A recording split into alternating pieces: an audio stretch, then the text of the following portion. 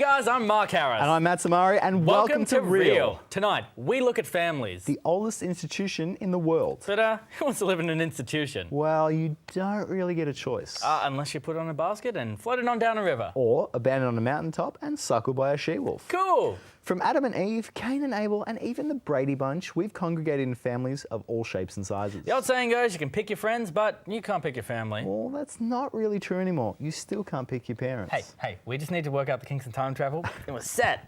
But parents could soon pick their children. Are we really ready for this brave new world? We'll be talking to our very special guest, La Trobe's head of genetics, Professor Warwick Grant. We'll take an up-close and personal look at life in Richmond's Council Flats. And we talk to some very cute tackers from Brunswick East Primary School about their families. You know what they say about working with kids and animals, Matt. Yeah, but we've learned to make allowances for you, Matt.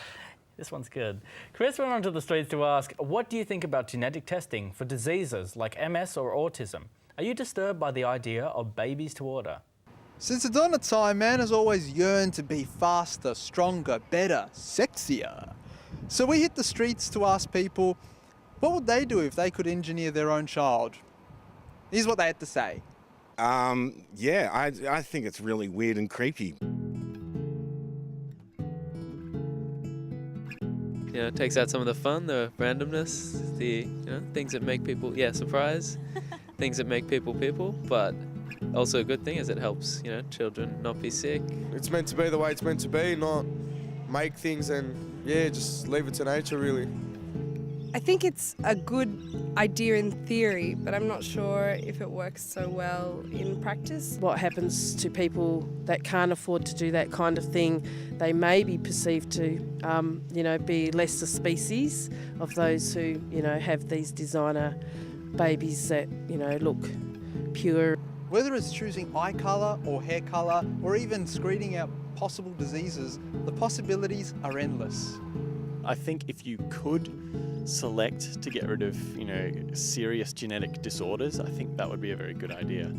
I don't feel it's fair that we should play God and change that. And I think that it can have good benefits, like weeding out those genetically caused diseases and things like that. But at the same time, I think that if it gets into the wrong hands, that it could be misused. I know we've evolved and everything, but still, we shouldn't kill people for their birth defects or anything like that.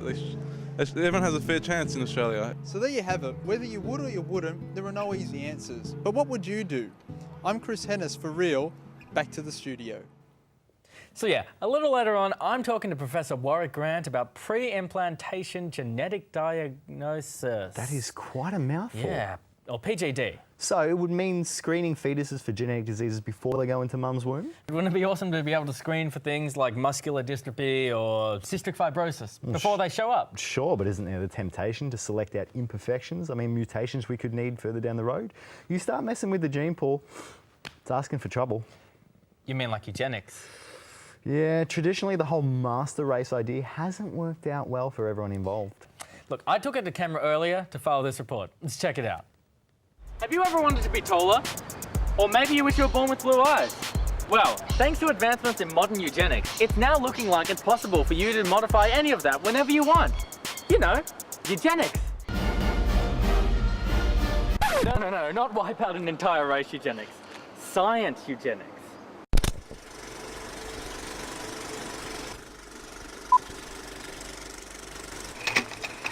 Wikipedia describes eugenics as the use of practices aimed at improving the genetic... Actually, I'm going to stop myself right there. We no longer call it eugenics. No, it's pre-implantation genetic diagnosis. Eugenics kind of died out with the Nazis. Small difference, massive consequences. Carry on. Composition of a population. Popularized... Okay, so maybe eugenics isn't exactly the phrase I was looking for, but pre-implantation genetic diagnosis doesn't exactly roll off the tongue, and there's a lot of confusion in the community as to what it actually is. But it can be used as a valuable tool for parents wanting to minimize the risk of congenital disorders and ensure their baby has a healthy life. Though, there are concerns it could be subject to abuse in the future. Hi there, and welcome welcome to the baby house. Today, just to let you know, we've got a special on blonde hair and blue eyes with a genetic predisposition towards popularity. No thanks. I think we're looking for something a little less Paris Hilton. Of course, sir. A very common complaint. Could we have the smart, creatively inclined brunette? Of course, ma'am. What eye colour would you recommend with that? Not sure. Would you like me to get the house geneticist? No, that's quite all right. Brown should be fine. Of course. Was there anything else? Could you make sure she's not a chubby baby? We're trying to watch our weight. Excellent. Your order should be ready in about 9 months. Wait, can I have the chicken parma as well? Oh, and I'll have a Caesar salad. So, you filmed and edited all that this morning. Well, yeah, come on, it's me. I'm a wizard in editing, bay dude. It's nuts. Yeah. All right, let me ask you this. What would you change about yourself genetically? You could change anything. That's a good question. I would probably make myself a little bit more humble and tolerant of idiots. Right. Look, I mean, I realise you can't stop science, and DNA testing does have benefits. It's freed a lot of innocent people from jail and, death row for the last couple of decades. Yeah, I mean, you could even say it's more important, or as important at least, as fingerprints in criminology. Yeah, but okay, so, say we start screening for motor neuron disease, which is pretty terrible. Would we have potentially screened out people like Stephen Hawking or Mao Zedong, influential people who have had a big impact on humanity? I mean, would you screen out Beethoven because of deafness, or Ray Charles because he's going to go blind in his childhood? Who says we're supposed to be faultless? I mean, I guess there's always unforeseen consequences. Well, how about this? After this, we'll be back with Professor Warwick Grant, who could maybe shed some light on this issue after this short break.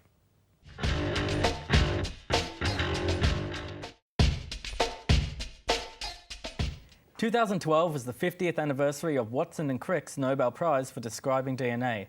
Within just 15 years, the world's first test tube baby, Louise Brown, was born. And now things like DNA testing have revolutionised criminology. It's become a fast, wild ride. We asked La Trobe's head of genetics, Professor Warwick Grant, to discuss future directions. Welcome to Real, Dr. Grant. Pleasure to meet you. Yeah, pleasure to be here. So there have been many success stories using IVF where infertile couples that haven't been able to conceive a baby naturally, for example. What are the benefits of gene technology? Well, I guess the primary benefits from a medical point of view are twofold. First of all, many of the illnesses from which people suffer have, to a greater or lesser extent, a genetic component to them. And so modern technologies have helped us to understand much more about disease in general, and in particular about diseases like diabetes, for example, which is partly the environment but is also partly genetics. And then the other much more direct benefit, I guess, is for those families where there is clearly an inherited disorder of some sort, such as Huntington's disease, which is invariably fatal, and there's no way of detecting Huntington's disease until a person begins to develop symptoms, usually in their 40s, after they've had children, as a general rule. So do you think the developments in genetic testing will ultimately help sustain a healthier society? Most definitely. So at the moment, for many of the kinds of illnesses that we're talking about where prenatal or genetic testing is going to be of some value, what those technologies will allow us to do is to essentially prevent those diseases from occurring in the first place. And if you can prevent those diseases from occurring, then that's an enormous cost, an enormous burden on the parents of children who are born with genetic disorders, for example, who then have to look forward to a lifetime of caring for a child that has some severe genetic disorder and may have much lower quality of life and so on, as well as the just straight economic cost to the healthcare system of caring for those people. And so prevention is, as they say, always better than cure. And what these technologies are about, fundamentally, is preventing these diseases from occurring in the community.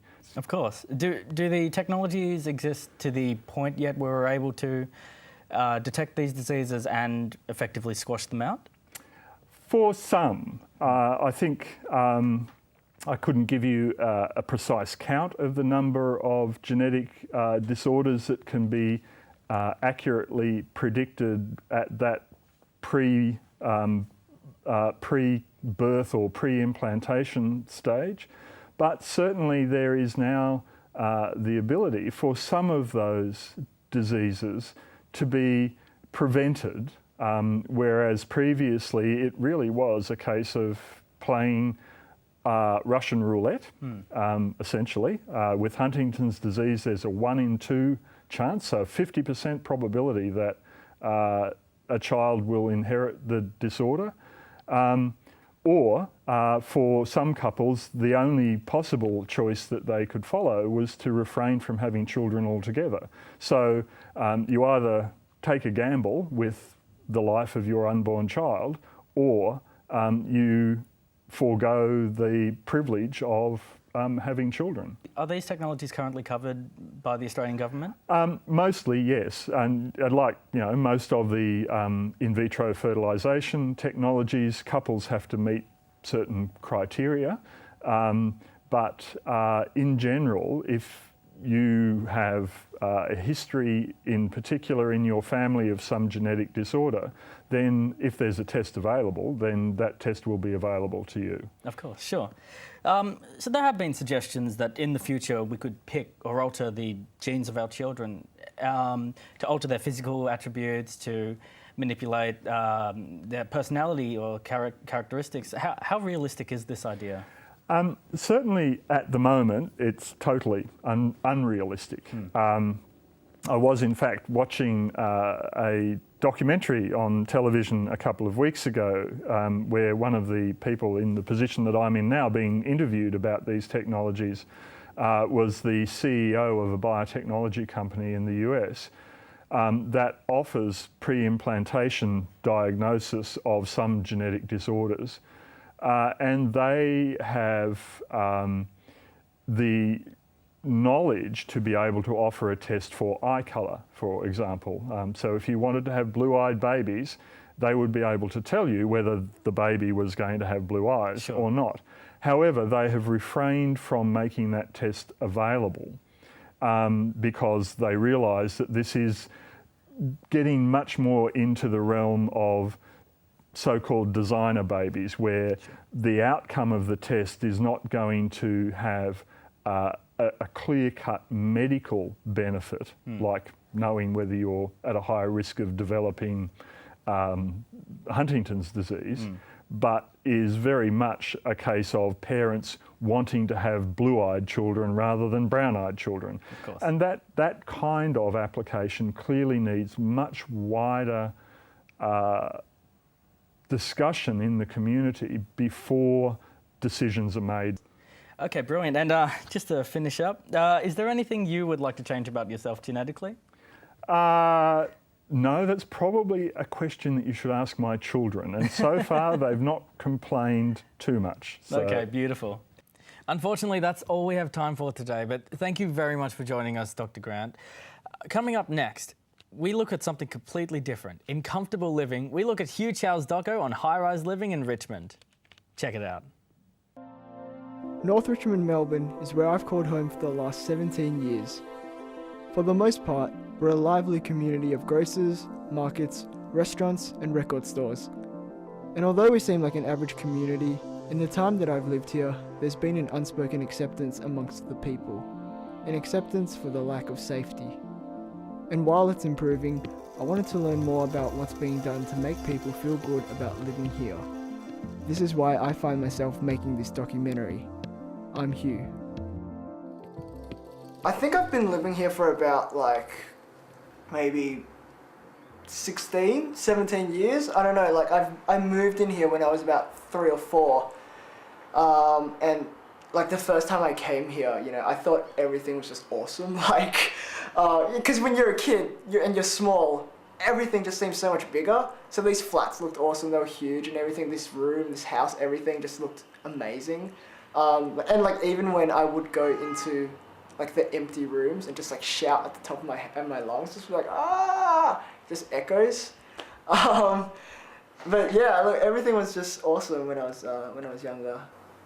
I don't know. I've lived in this place for so long, and like I kind of know the area, but I don't really know that much about what the people in housing and stuff do, like how they go about trying to find homes for people who are in need of it. I mean, I remember one time when I think I was about like 3 or 4 before I came here. There was like a weird period where we were kind of homeless, me and my family, like, yeah, and we just lived with our friends. And then, yeah, just to wait until we got the application and everything, and then that went through, and then now I'm living here. So, yeah, it's just made me think, like, yeah, how did the department operate in that sense, in making this place good for people to live in? So, yeah. To find out more about housing, I spoke to Kate Waite. So my name's Kate, I'm the manager of the Richmond Renewal Project, and I'm part of a 3-year project here on the Richmond Housing Estate, which is really about a number of different things. Part of it's about overseeing kind of the construction of the new building, which is, there's an image of that here, but which is going up over the road here in in Elizabeth Street, I'm sorry. We're also looking at doing a master plan for the site, which will really be a long-term sort of development plan for this site. And the third part of the project is really about working closely with the people who live here to understand what some of the challenges are. Ông tới năm 1984, ở đây 24 năm rồi. Vì trước kia ông đi lính rồi ông đánh với Cộng sản, rồi Cộng sản chiếm miền Nam cái ông vượt biên qua đây. Tìm tự do đó, vượt biên tìm tự do đó, như vậy. Học sinh cũng tốt, giúp đỡ không có gì hết. Mình có cần chuyện gì là nó giúp đỡ liền thôi chứ. Ông thích ở đây lắm, vì gần shop, gần bác sĩ, đủ tiện nghi hết. At the beginning of this project, we undertook a really large community survey where we spoke to many residents living here on the estate about the things that they felt are really positive about living here, as well as some of the things that they find difficult about living here. It's good and bad. Like, I mean, the people that live here are pretty decent, but there are, of course, like, you know, druggies and all that, and they kind of ruin it for the rest of us. And it kind of sucks for me as well personally, because when I bring people over, like just for people who've never been here before, like have friends over or whatever, they always, oh my God, they always see those people, like those drug users or whatever. And I'd just be like, why are you coming out today when I've got people over? But yeah, I don't know, like it can be safe, but it's, I don't know, it's a bit of both. It's a bit of both.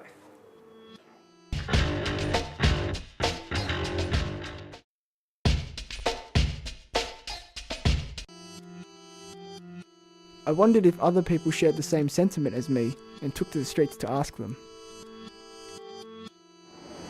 The atmosphere is great. It's very vibrant, it's lively, it's positive. There's a few drawbacks, like you will have heard there's a fair bit of drug use around here. But that's being addressed as far as I know. There's a hotel down the road called the All Nations, and that's near the Housing Commission flats. And there are a lot of drug takers there.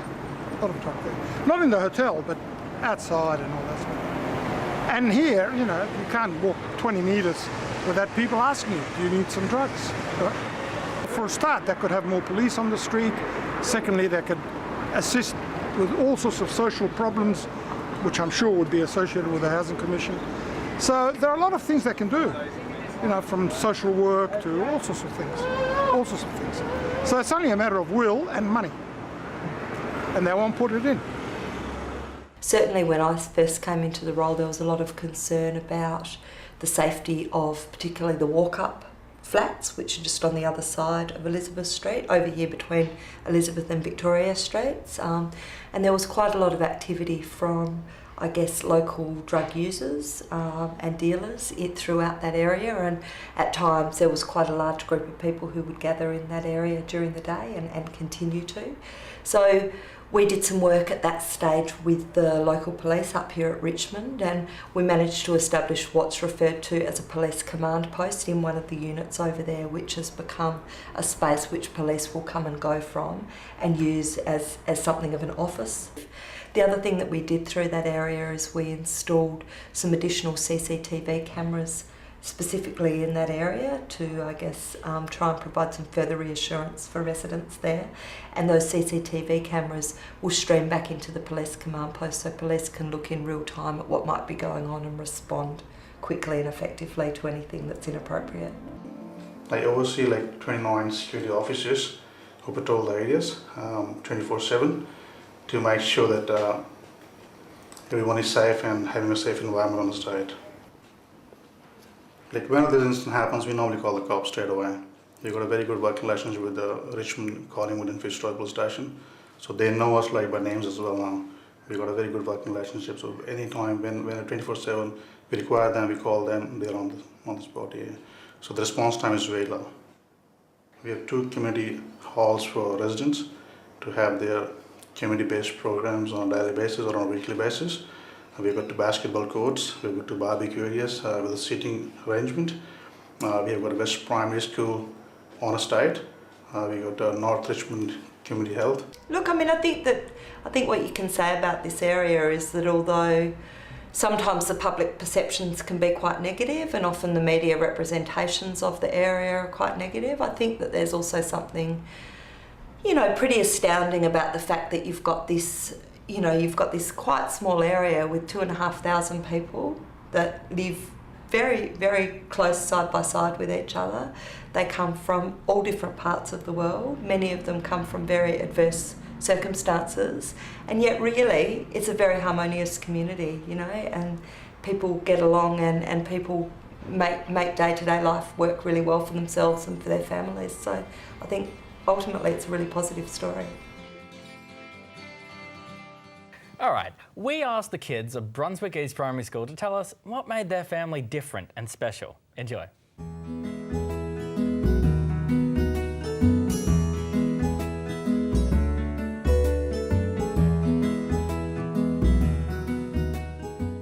So what's your name? Olivia. Chris. Saskia. Lucrezia. So what can you tell me, what makes your family special, Olivia? They're nice. Sometimes get to play with them. They both come from New Zealand and I can speak a little bit of Maori.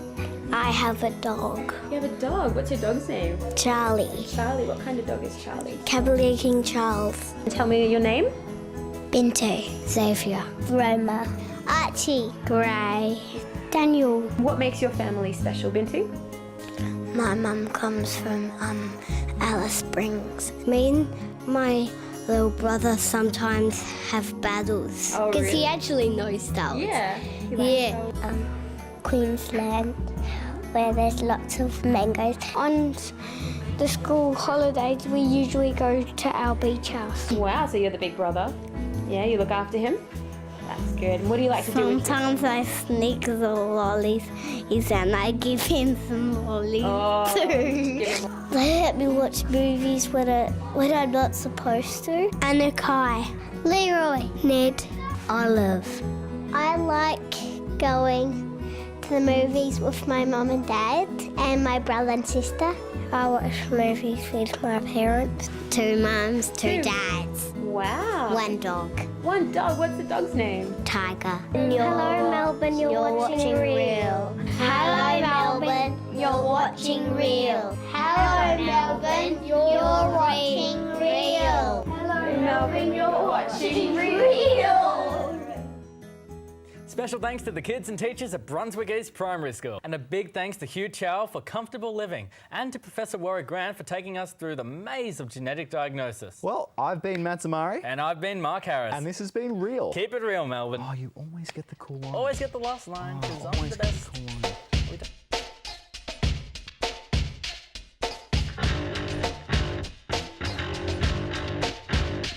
On the next episode of Real, We're checking our bank balances and recycling our wardrobes, all in a quest to discover what it is to spend for basic needs versus splurging on not so necessary items.